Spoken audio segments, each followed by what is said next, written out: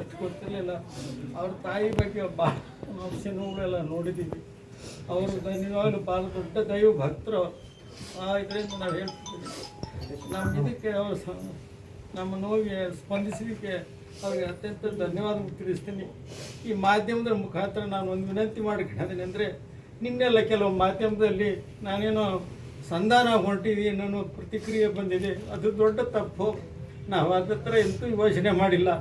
ಆದರೆ ನಾವು ಯಾರಿಗೂ ಕೆಟ್ಟದ್ದು ಬಯಸೋದಿಲ್ಲ, ಅಷ್ಟಂತೂ ನಿಜ. ನಾವು ಸರ್ಕಾರ ಕಾನೂನು ಏನಾಗುತ್ತೆ ಅದಕ್ಕೆ ನಾವು ಭದ್ರಾಗಿರ್ತೀವಿ. ನಮ್ಮ ಮಗನಿಗೆ ನ್ಯಾಯ ಸಿಗಬೇಕು. ಅವನು ನಂದು ನಾನು ಎಷ್ಟು ಕಿರ್ಚಾಡಿದ್ದಾನೆ, ನೋವು ಮಾಡಿದ್ದಾನೆ, ಅದನ್ನು ಕರಳು ನಮ್ಮ ಕಿತ್ತು ಬರ್ತಾ ಇದೆ.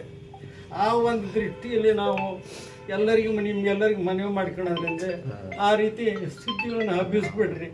ನಾವು ನಿಜವಾಗ್ಲೂ ಭಾಳ ನೊಂದ್ಕೊಂಡಿದ್ದೀವಿ. ನಮ್ಮ ಮನೆತನ ಕೊಲ್ಯಾಪ್ಸ್ ಆಗಿದೆ. ನನ್ನ ತಾಯಿಗೆ ನೋಡ್ರಿ 98 ವರ್ಷ, ಅವ್ರಿಗೆ ಬೆಡ್ ಸೋರ್ ಆಗಿದೆ. ದಿನ ನೋಡ್ಕೊಂತಿದ್ದ, ದಿನ ಆಂಟಿಬಯೋಟಿಕ್ಕು ಬ್ಯಾಂಡೇಜ್ ಎಲ್ಲ ಮಾಡಿಸ್ತಾಯಿದ್ದ. ಈಗ ಮಾಡ್ಕೊಳೋರು ಯಾರಿದ್ದಾರೆ? ನಮಗೆ ಯಾರಿಲ್ಲ. ಅಂಥ ಪರಿಸ್ಥಿತಿಯಲ್ಲಿ ಇದ್ದೀವಿ. ದಯಮಾಡಿ ಎಲ್ಲರೂ ನಮ್ಗೆ ಸಹಕಾರ ಕೊಡ್ರಿ. ಸರ್ಕಾರ ವಿನಂತಿ ಮಾಡ್ತೀನಿ, ನಮ್ಮ ಸೊಸೆಗೆ ಒಂದು ಖಾಯಂ ನೌಕರಿ ಕೊಡಲಿ. ತಪ್ಪಿತಸ್ಥರು ಯಾರಂತ ನಮಗೆ ಗೊತ್ತಿಲ್ಲ. ನಾವು ಯಾರ ಬಗ್ಗೆ ಯೋಚನೆ ಮಾಡಲ್ಲ. ಯಾರೇ ಇದ್ದರೂ ಅವ್ರಿಗೆ ಶಿಕ್ಷೆ ಕೊಡ್ರಿ ಅಂತ ಅಷ್ಟೇ ನಾವು ಕೇಳ್ಕೊಳ್ಳೋದು. ನಮ್ಮ ಮಗನಿಗೆ ಶಾಂತಿ ಸಿಗಬೇಕಾದ್ರೆ, ಆಗ ಇವ್ರಿಗೆ ನ್ಯಾಯ ಸಿಗಬೇಕಂದ್ರೆ ಅವ್ರಿಗೆ ಶಿಕ್ಷೆ ಆಗಬೇಕಂತ ನನ್ನ ಅಭಿಪ್ರಾಯ ಸರ್. ನಾನು ಇಷ್ಟು ಮಾತ್ರ ಹೇಳಬಲ್ಲೆ. ಸಾಕು. ನಾವು ದೊಡ್ಡ ಮನಸ್ಸು ನಮ್ಮ ಬಗ್ಗೆ ನಾವು ನಿಮ್ಮ ತಾಯಿಯವ್ರ ಫೀಲ್ಡ್ ನಾವು 2 3 ಸಲ 4 ಸಲ ನೋಡ್ತಾ ಇದ್ವಿ ನಮ್ಮ ವಯಸ್ಸಿನಲ್ಲಿ.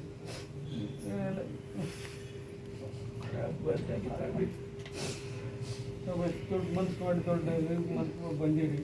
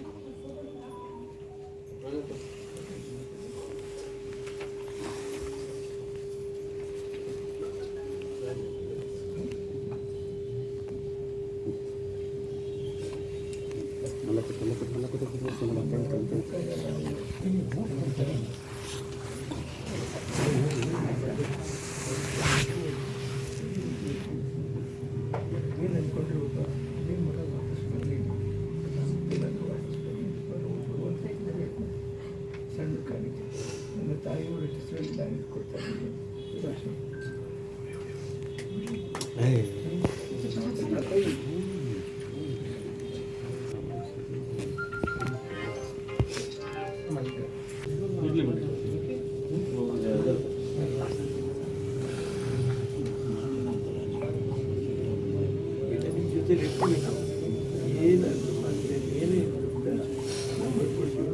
ಏನು ಸಾಧ್ಯ ಮಾಡ್ತೀವಿ.